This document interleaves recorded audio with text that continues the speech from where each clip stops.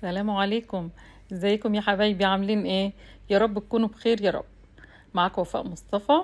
هعمل معاكم النهارده القرص الفلاحي بطعم وريحه زمان، بس بطريقه روعه جدا. هقول لكم ازاي تعملوها ونوع الدقيق اللي هتستخدموه وازاي تطلع معاكم هشه، طريقه العجن الصح، كمان طريقه التسويه عشان تطلع معاكم باللون الموحد الروعه ده، مع بقى جبنة مع مربى هنستمتع بيها بجد. احلى فطار ممكن تعملوه من نص كيلو دقيق وبس. هنعمل كل الكمية اللي انتوا شايفينها. يلا بقى على بركة الله نبدأ ونشتغل. اول حاجة خالص انا النهاردة مش هستخدم لا قشطة ولا زبدة، هي كوباية زبادي وربع كوباية من السمنة.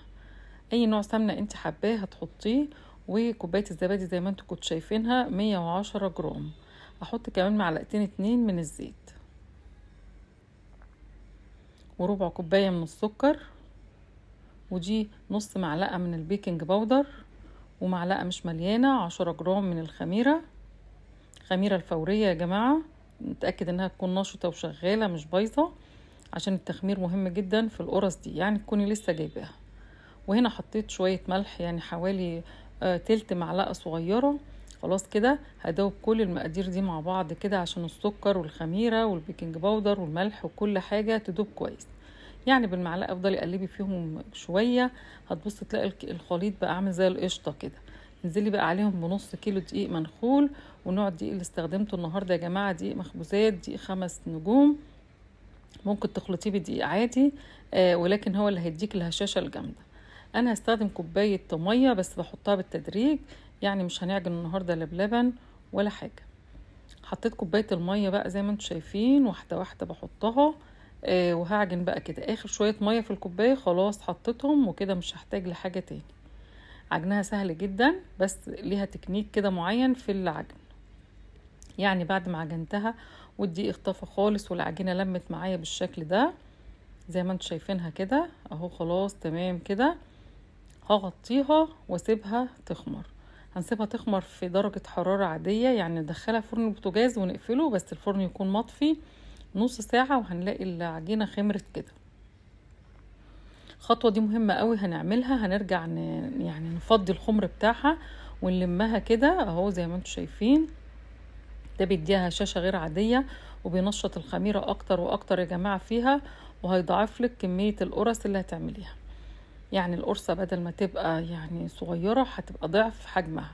وهغطيها تاني وهدخلها فرن البوتاجاز برضو تاني وهو مطفي. المرة دي مش هتاخد وقت في التخمير، واقل من نص ساعة او نص ساعة وهنلاقيها خمرت كده. خلاص دلوقتي اصبحت جاهزة. تعالوا بقى نبدأ نشكلها ونطلعها بس من الطبق كده. هي العجينة بتلزق على خفيف خالص زي ما انتم شايفين.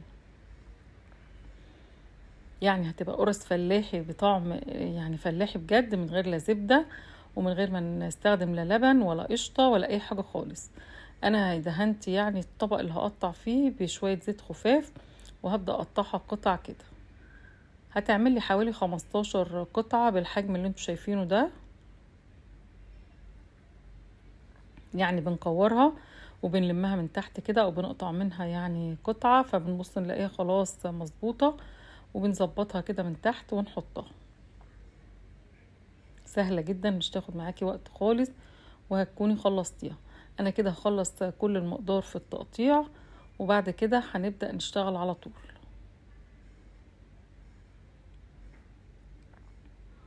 خلصت خلاص كله تمام كده. مش هدهن الوش لا زيت ولا اي حاجة خالص، مجرد هغطيها بكيس او يعني فوطة كده يعني كويسة، وسيبيها 5 دقايق على بال ما تكوني جهزتي الصاج بتاعك اللي هتشتغلي فيه. هجيب بقى اول قطعة يعني عشان نبدأ نشتغل. بصوا دهنة زيت لمرة واحدة بس، بصوا مرة واحدة بس، وهدهن زيت خفيف، وهبدأ افردها كده بايديا وببطن ايديا عشان ما يبقاش فيها يعني الصابع ما تبقاش معلمة فيها. وده يا جماعة السمك بتاعها بوريه لكم.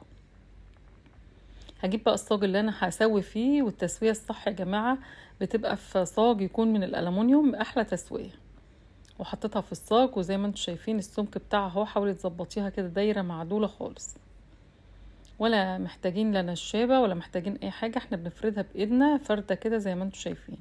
وفي 5 دقايق بالظبط هتبص تلاقي نفسك خلصتي. وهو ده السمك اللي انا عايزاه يا جماعة، لانها لسه هتخمر ولسه هتزيد في الفرن.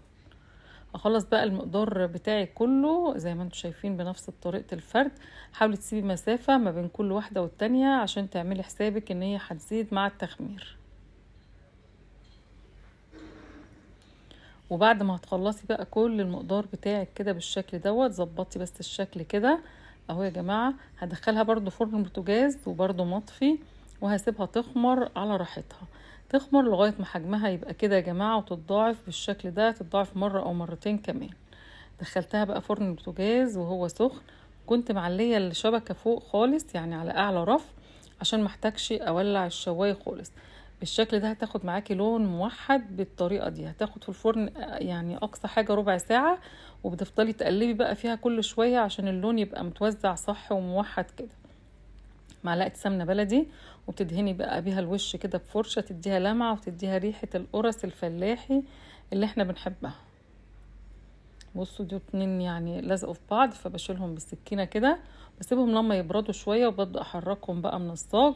وزي ما انتم شايفينهم وشايفين جمالهم والهشاشة اللي يعني وصلت لها القرص. شايفين ما دهناش الوش اي حاجة خالص غير بعد ما طلعت. بصوا قد ايه طرية وقد ايه هشة معايا. تعالوا بقى نقدمها بقى في طبق حلو كده، ونشوف نص كيلو دقيق عمل لي مقدار قد ايه. عارفين يا جماعة، تحس ان انتوا ماسكين حاجة خفيفة جدا، هشة وقطنية، طعم بتاعها روعة بجد، احلى من اي حاجة كلتوها من بره. يعني عاملة زي طعم الكرواسو والباتيه والحاجات الجميلة دي. مع احلى بقى كوباية شاي او شاي بلبن او اي مشروب بتحبوه، هتستمتعوا بالفطار بجد.